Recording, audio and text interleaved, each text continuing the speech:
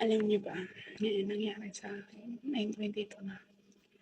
Pero kanina, mga bandang 6, 7 PM, biglang umiran, nahilo ako, naglilinis kasi ako ng mga cabinet.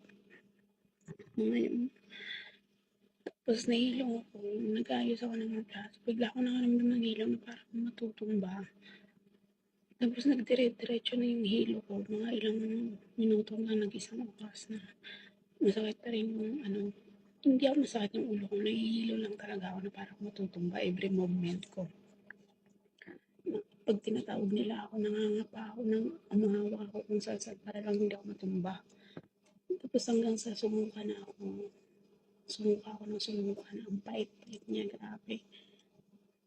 Tapos hindi ako nakakayanan na humiga ako kasi nanlalambot ako, humiga ako, nakatulog pala ako.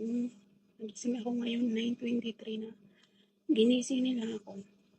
Pumunta na ako sa kwarto. Kasi bukas pa yung aircon dito sa kusina. Umidlip lang ako. Bala ko lang ihiga ba yung sakit ng ulo ko. Tapos nakatulog ako.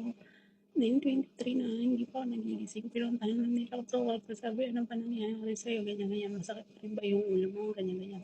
Tapos sabi, isugod ka na namin sa ospital. Ganyan-ganyan. Hindi okay lang. Pinahinga ko lang. Sabi ko, tapos sabi, wag na raw akong gumising agad. Tapos nagbili pala sila ng hapunan. Nakala ko mag-ready na ng hapunan kasi nga 9 na. Siguro tawag sila ng tawag sa akin. Hindi ako pumupunta doon kasi nakatulog ako. Ano yung nawala ko rin ng ulo ko? Kakasuka ng lambot ako. Ang pait-pait na kasi ng ulo ko. Grabe, sobrang pait niya. Tapos yung hilo ko, ngayon, nararamdaman ko na yung sakit ng ulo ngayon. Ngayon nagising ako. Tapos pagising ko, ito na.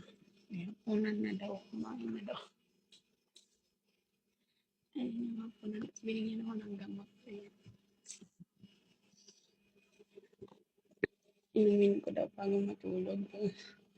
Kasi siguro sa init to gawa ng 7 to 8 ng umaga na sa labas ako para magdidik ng halaman, magwalis. Mainit na kasi ngayon, sobrang init na.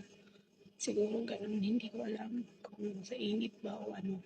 Tapos papasok dito may aircon, malamig, gano'n. Sumumpong ulit na sakit ng ulo. So yun, na-share ko lang sa inyo, grabe. Nanlambot talaga ako kanina.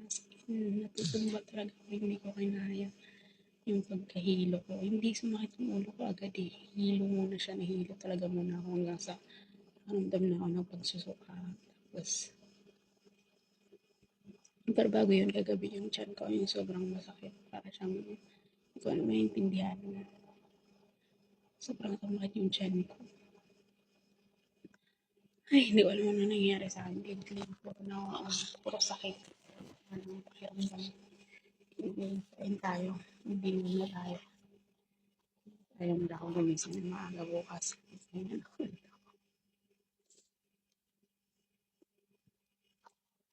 Bihira kasi mangyari sa akin ito. Never. Ilang taon na ako dito. Bihira yung ganun na hindi ko kinakaya yung sa mga pakiramdam.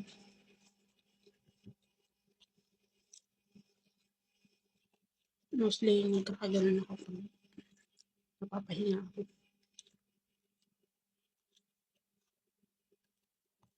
Turbine. PS5.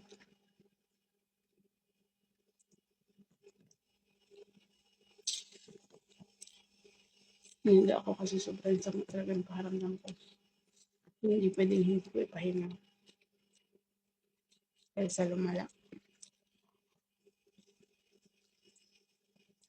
Mahirap. Buti na lang dito nakakintindi sila pagka ganyan.